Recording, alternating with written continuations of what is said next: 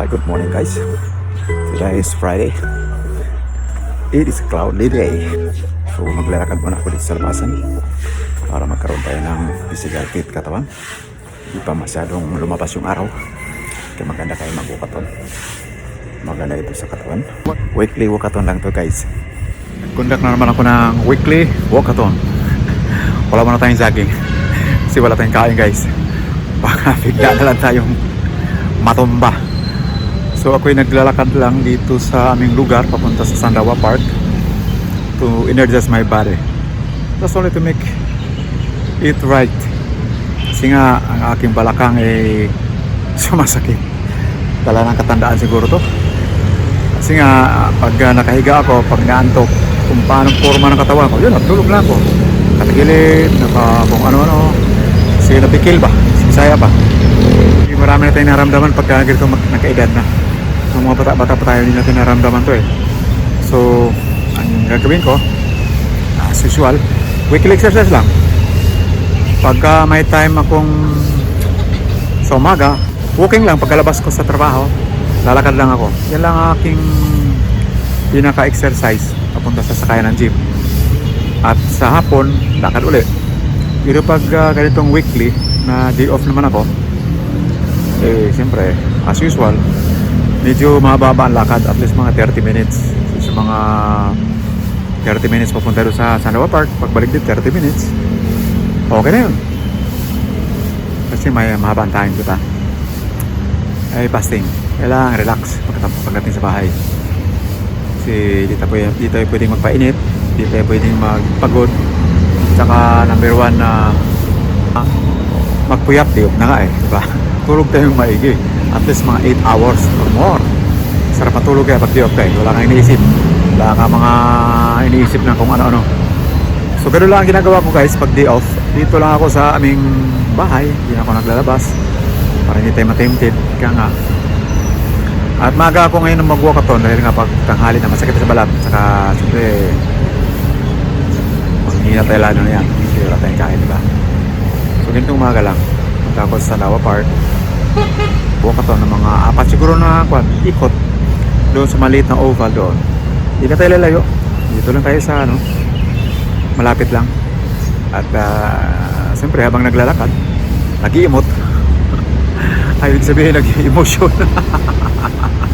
Sa mga problema sa trabaho, problema sa ating mga paligiran, siyempre sa ating bayan, na siyempre maramdaman natin ang ating ang problema ng bayan guys, sa mga balita, sa mga news nga, lalo na ngayon malapit na eleksyon, ilang buwan na lang.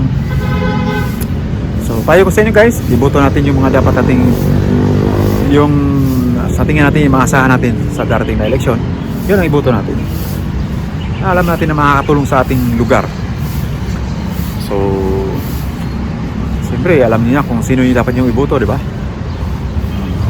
Kung may magbigay sa inyo, sabi nga Tatay Rico, tanggapin nyo, ating kwarta yan eh. Kwarta ng bayan yan, pinamimigay na yan. Bahala kayo kung iboto nyo, hindi, di ba? Ganun lang. It's up to you, ikaw naman ang boboto, di ba? So, by heart, boto mo yung mga, talaga makikita mo naman na maayos na kumbaga sa maayos ang kanyang record o kanyang pagkakilala, kahit naman sabihin mong hindi maganda ang record niya, kung maganda naman ang kanyang ginawa sa tuwing siya ay nahalal, iboto natin guys. Yun lang. Kasi nga, sabihin natin nandyan na yan sila eh. Mamamili ka na lang eh. Kung sino yung minimal ang mga ginawang hindi maganda, di ba? So, yung sa tingin nyo guys na ikakabuti ng inyong lugar, kapunuan, ng inyong probinsya, ng inyong sa barangay, kung ganyan, mga mayor, kunwari sa barangay, mga barangay captain, mga opisyal sa barangay, kaya mayor, mga opisyal sa lungsod, o governor, mga ganyan, congressman, at siyempre so yun guys, boto natin yung dapat iboto. Ako, botante na ako dito sa Davao City guys. Last year pa ako dito nag-registered, at isa yun sa mga hinahanap pag nagpunta ka ng DSWD, yung registration receipt, hinahanap nila yon.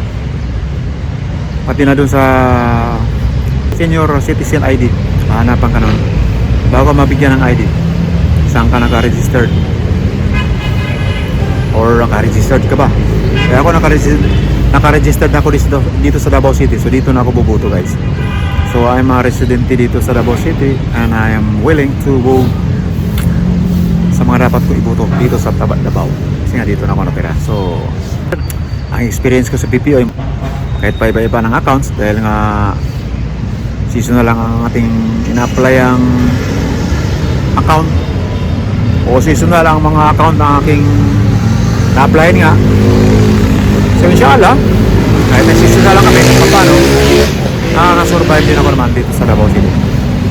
So yun guys, at ang pagtatrabaho guys, maging contractor ka man, regular or casual na tinatawag, basta ayusin mo lang yung trabaho, namuhay kang marangal, makakain ka ng at least twice a day, which mostly I did.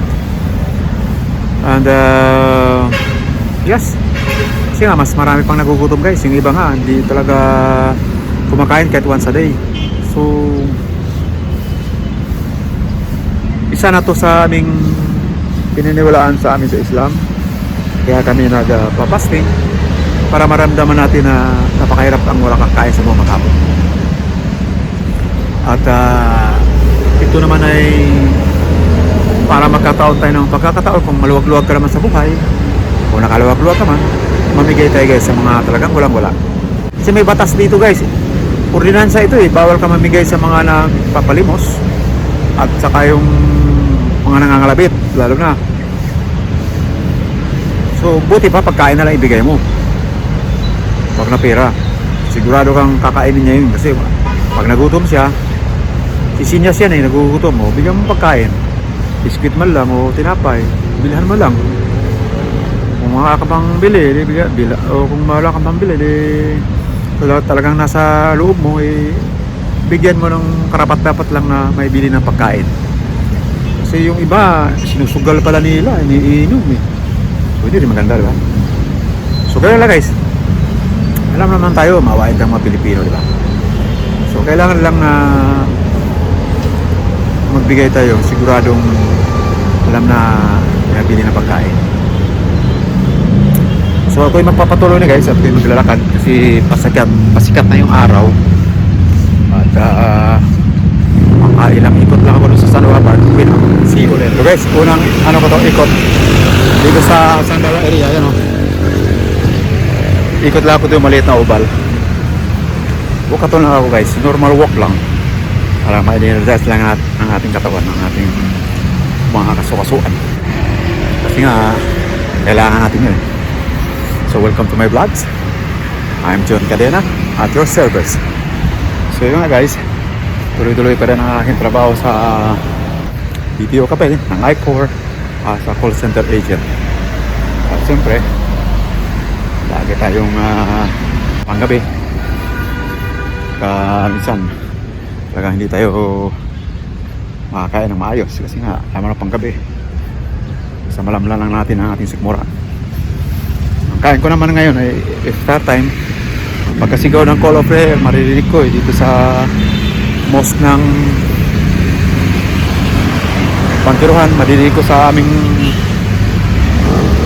boarding house. That's the time na pwede na kami kumain. Bagay time sa wala ng araw, pwede na kumain. Sa madaling araw naman, bago mag call of prayer ka na makakain ka na. Huwag naman yung masyadong maaga, yung lang, siguro mga 30 minutes bago mag call of prayer kaya nga para mayroon pang laban sa maghapong fasting, di ba? So ikot na ako dito guys, yan pinaka-oval, ikot ako dito.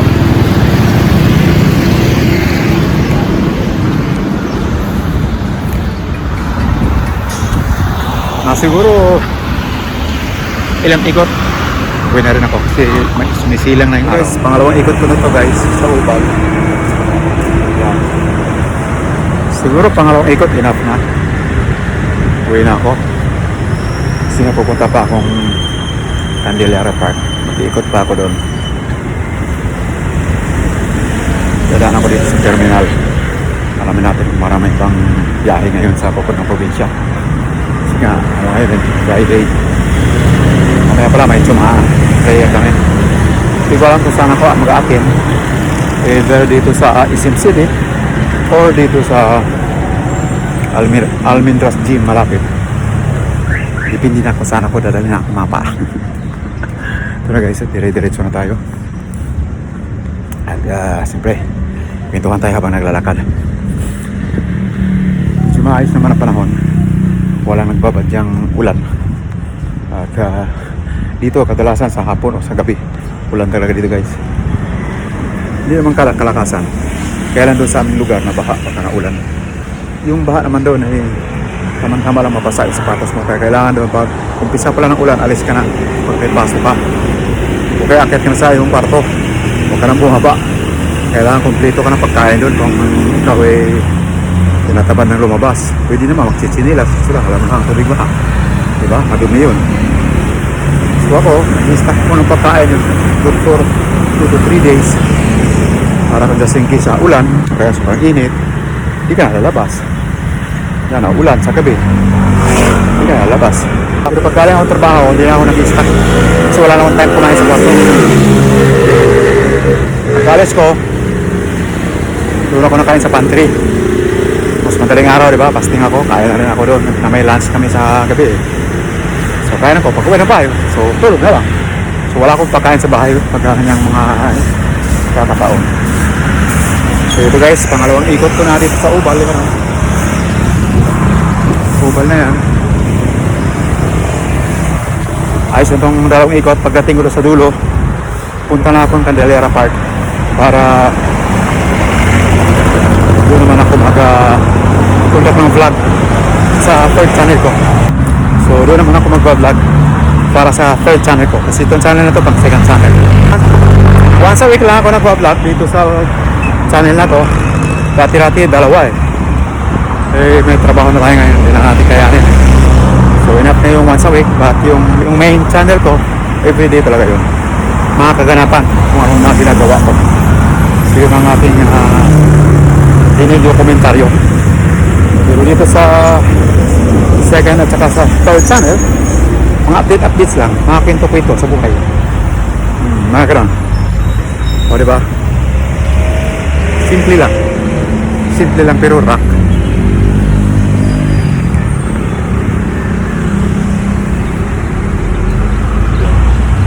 Pinawisan na rin ang kilikili ko eh. Dito konti lang dito nag-i-exercise. Yeah. Yes, tatang nag-i-exercise ko. So, kailangan talaga natin pag may edad na mag-exercise para magkaroon tayo ng konting stretch